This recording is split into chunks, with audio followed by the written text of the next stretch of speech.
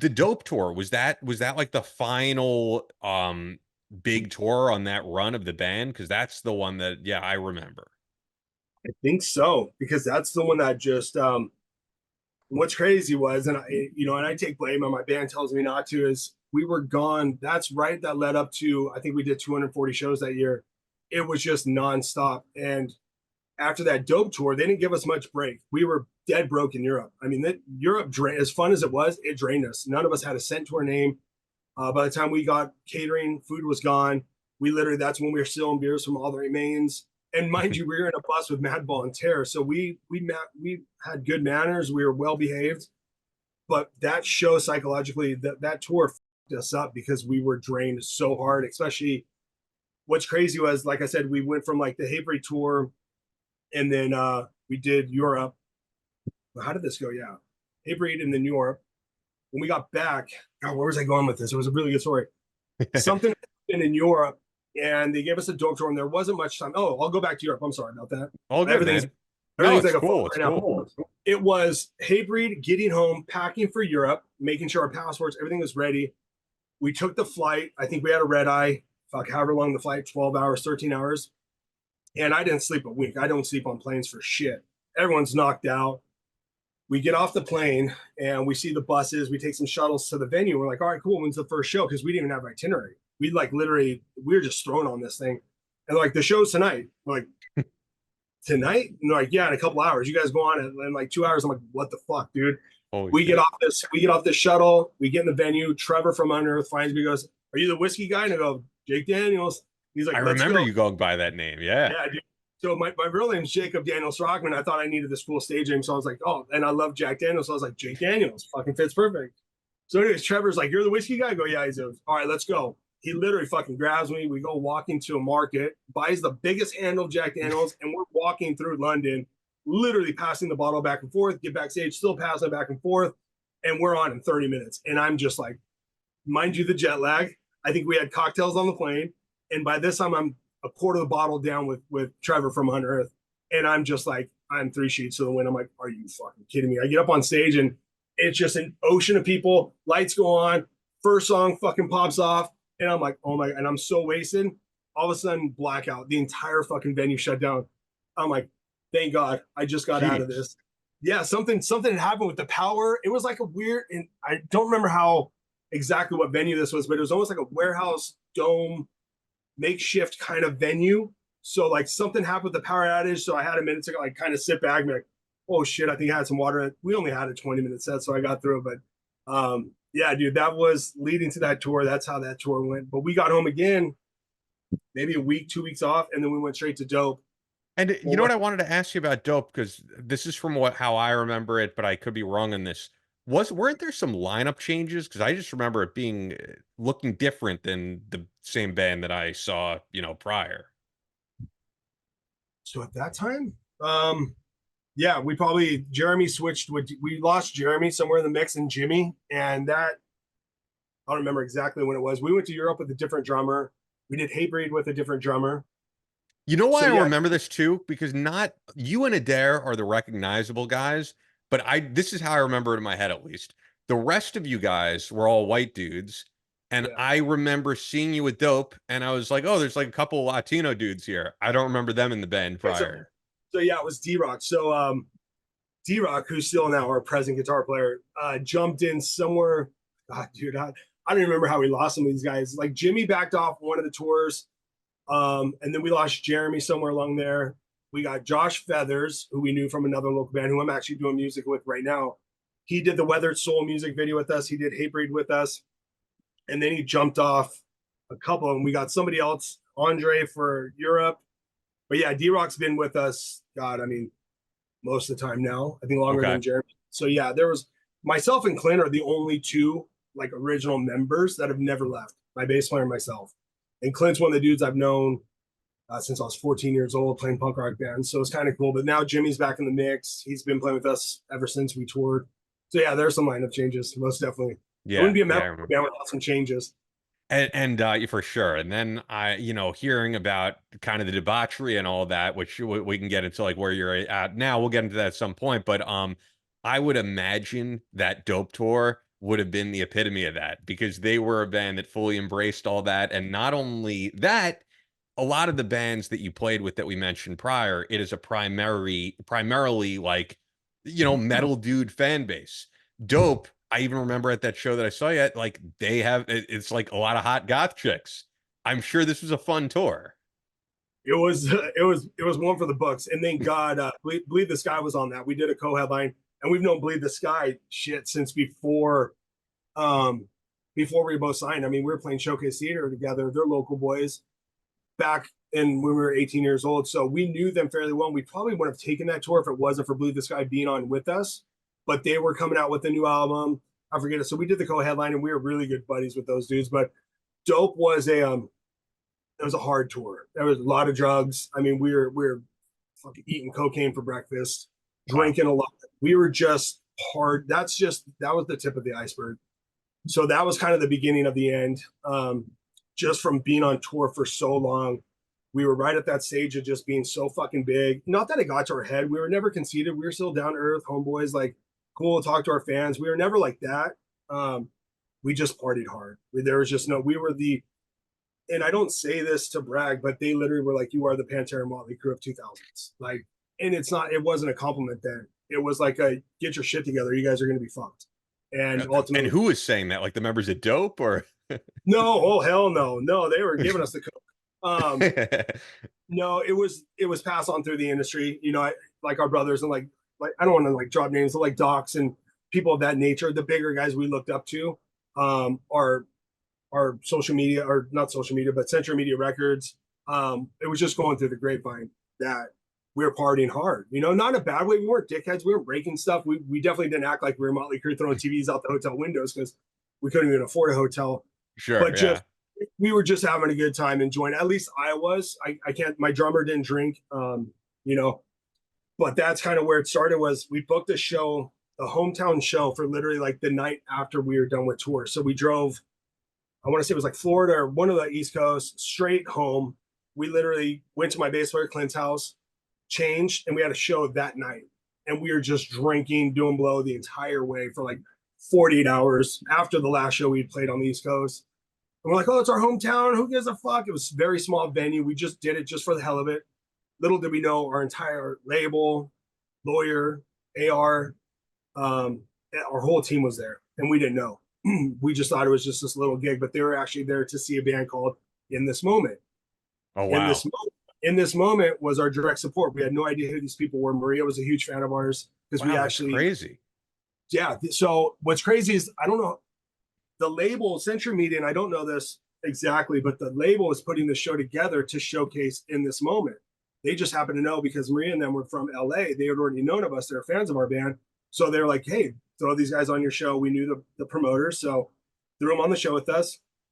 And we were just fucking assholes. We left our gear on stage after we did a sound check, giving them minimal room, because we didn't want to fucking break it down because we just got off tour. We weren't trying to be assholes. It was just like we just want to leave but we offered it to them. Hey, we'll leave the cabinets and stuff for you guys to use.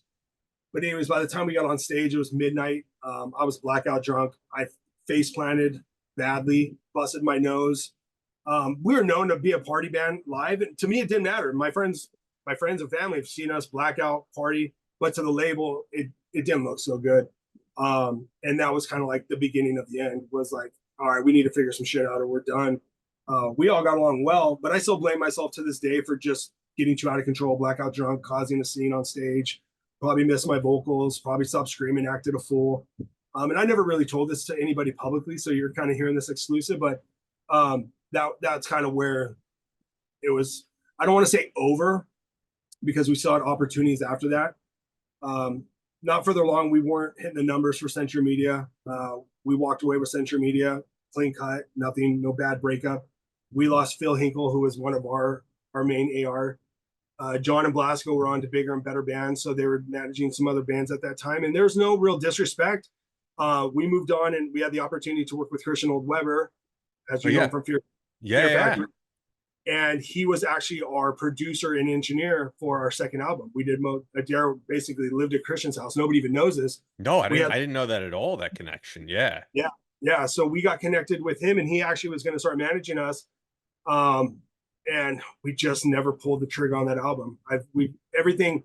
What sucks is Bobby, one of his engineers at the time, was passed on his stuff, and everything became kind of like this jigsaw in the audio. I don't know much about audio files, so in order to piece it all together, it would have taken so long. I don't know what happened between his audio and this audio, but You can talk to Edsel Dope if you still do, because look what he did with all that Static X material and brought it back it, to life. so that's when I say we literally have one sophomore album that's in pieces somewhere. And my Wow. buddy Steve But you have a celebrated. music video of one of the songs, We so did Clint. So Clint started doing a lot of cinematography and filming. He actually did a lot of music videos for some people, Hawthorne Heights, Alien Ant Farm, and a few other big bands. We did master ceremonies in Adair's mom's backyard. Put that on YouTube. And that was going to be the big, let's fucking give this another shot. And then again, it just was like life caught up. We took each piece, tried to remix it. We never did it. We never fell through with it. So if anyone out there is listening, I want to put a piece of album together. But by that time now, even still writing and playing music, no, those songs are so old to us. We've written more, yeah. and I've got 100 songs on my phone that just from like every time we go to play a live show, it's like we write one new song. We'll play that song, fucking people love it. Then we don't play for 7 months. We'll write another song. People fucking love it. And then we don't play for another 7 months. Write it. So when I say we've got three, probably like 2 albums complete of music that we could put out there, it's just a matter of just doing it. Yeah. We're just in such good place. Not saying Manntis is a bad place. When you play the same album for 24 years, Yeah. you just get, and it's only a 28-minute album. So it's not Yeah. like the, Forsaken black metal album that we could shred 7-minute songs. It just got really old to get up there and just, all right, Axe Redemption again. All right, Tragedy again. We have to always kind of be creative. So that's why this last time we played, it was the first time we all got on stage sober together too, which was pretty crazy. It was the first time in my life. So that felt really good. I think I took a couple swigs of Jack, like halfway through the set. The owner of the place that's where we grew up gave me a couple swigs of this before I went sober. But it was cool. We just said, hey, we just need to walk away from this for a bit. And it just has to make sense. We have to be in love with it because we weren't in love with it the last time. It was get in the room, play, go home, check on the kids, and then, everyone's going through their shit. So, like I said, right before you and I hopped on this, I actually spoke with Jimmy and Adair. We all talk. We're all best friends. We're all brothers. We talk about it. We actually have another album of another band that I was going to put together with Josh Feathers, who was our drummer during those times. He's written a full album and asked me to stream on it. Would be Not Manntis. So that's something. And I actually had the opportunity to work with Tim Lambesis of As They Dying to fully engineer and produce my vocals. Wow, that's huge. Yeah. I was fortunate enough to meet Tim a few times, worked out with him a few times. He just got me down to San Diego to watch As They Dying. Obviously, I'm really good friends with Brandon Chapetti of Bleeding Through, go down to his gym. So I've got people in my corner that are backing me to make this happen. But I just have to feel it here and do it for myself and not for any, do it for no other reason. For sure. But music along with a lot of stuff. I mean, that's been my life, dude. So it's got to make sense and not look like, oh, this dude's just trying to make a comeback because everyone makes a comeback. It's like, no, motherfucker. I've never stopped playing. I can name every metalcore album that's come out in the last year. I did, I do like Knock Loose. I do go to these shows. So it's cool. Yeah, when I listen to that album, I just, as I kind of said before, and I guess I'll just reiterate, it's like I do feel like your band and that album and whatever the follow-up album would have been just should have been way bigger. And I think maybe it was like, if it would have come out maybe 5 years later, it would have been bigger. I don't know, because it's so weird how music goes in waves. And I just remember like seeing bands that was called the All Stars Tour, for example, like in 2011 or 12 was the first time I saw bands like that heavy headlining major venues sold out. And yeah, I don't know if it was like if that album would have come out at a different time, that would have been huge. But yeah, I think it's just a shame that it fell apart and that there's only one Manntis album that was actually ever officially released. I think it goes back to us and our choices of tours that we picked too, because again, we broke the rules when it came to playing with whatever genre, but we didn't really label ourselves. I knew we were metalcore, but there's a lot of just different variations because everyone in that band, we all listened to different stuff, and that's what made us so great when we did the songwriting. So I don't know if it's because our choice of tours, because we'd go tour with Terror, but we weren't a hardcore band. We wouldn't get the respect or the two steps and the breakdown dancers, And then we'd go play with Anthrax, but we weren't thrash metal. We didn't have that denim, and we didn't have that, Yeah. given a show with like Sworn Enemy, God forbid, that kind of fell into place. Those kill switches. Our albums did, or the videos did really well too. And I was just telling somebody, it's crazy to think that when Axe Redemption and Weathered Soul both aired on Headbangers Ball, both those videos were the longest running #1 spots.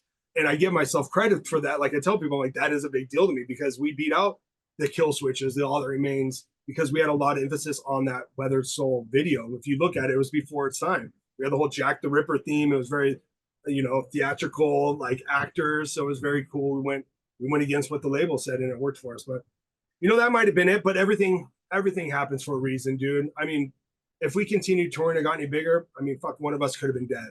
Yeah. I was always looking at there could have been a what if. Sure. Yeah, I know things do work mysteriously like that. The thing that I always loved about your bands is like super heavy, and it was in that metalcore vein, but I always loved the hint of melody, and it was never like overbearing. Did Adair do all those melodic vocals? Because it worked having those on a lot of the songs. Clint actually did a few of them. As we've grown too, what's crazy is, man, we were so before our full potential of how much musically we've grown as a band, like especially listening to like Master of Ceremonies. So that's when D-Rock's got the voice of an angel. I mean, that dude's got some vocals on him, and we never got to really experiment with that. We've got songs that showcase his vocals, but if we were to launch that, it was nowhere near.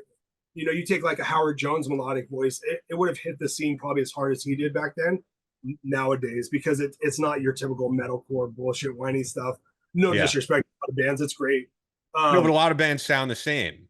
Very, very, very much the same. And D-Rock, man, that wasn't the case with D-Rock. So we've grown so maturely as a band. Even just now, our writing process, the songs we're writing, we're like, fuck, why are we not doing this? Because we're fucking good.